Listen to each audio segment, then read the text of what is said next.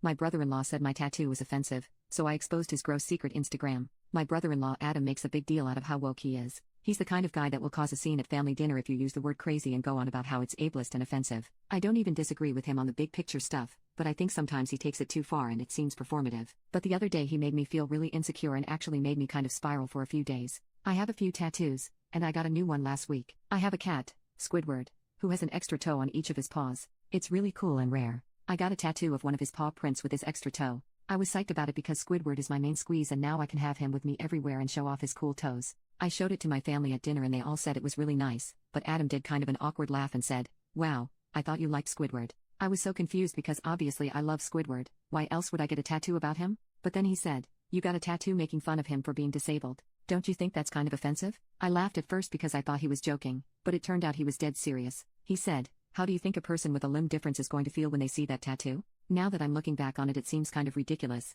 but my sister sort of agreed with him and said maybe someone would be offended by it and I don't know. I just started freaking out. I actually went home and cried worried that I accidentally got an offensive tattoo. I googled tattoo removal and looked up ideas for how to cover it up. I was so worried that I was going to hurt someone who saw this stupid tattoo I got for my cat. Finally I messaged a casual friend of mine on Instagram. She's super hot and disabled and works as a model for accessible clothing. I said I was sorry for bothering her about this but laid out the whole story of the tattoo and my brother-in-law, asking her if she thought it was offensive. I showed her some text messages he'd sent me over the past couple days, saying he was sorry if he hurt my feelings but he just felt it was his responsibility to be an advocate for the disabled community. My friend said, "Okay, first of all, that's ridiculous and this is not offensive at all. Your tattoo is adorable and I'm sure Squidward isn't offended. Second of all, I think I know that guy." She recognized the picture he was using for his contact and showed me Instagram messages she'd gotten a few months back. It was this guy, named Adam, who was messaging her being super creepy. He was telling her how hot she looked in her last photo and saying he'd always fantasized about being with a girl with one leg and lots of really dirty graphic poop about what he imagined intimacy with a one-legged person would be like.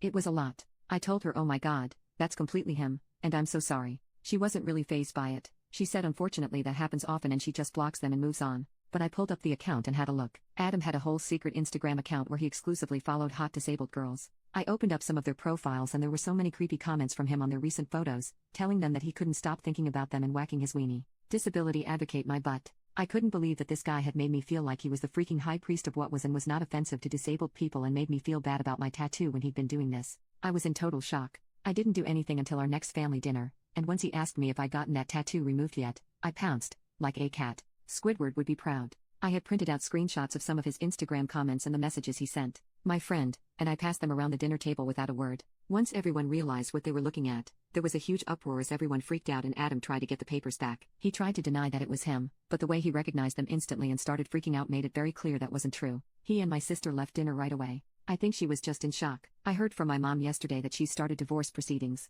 I can't believe all of this happened because of a little tattoo.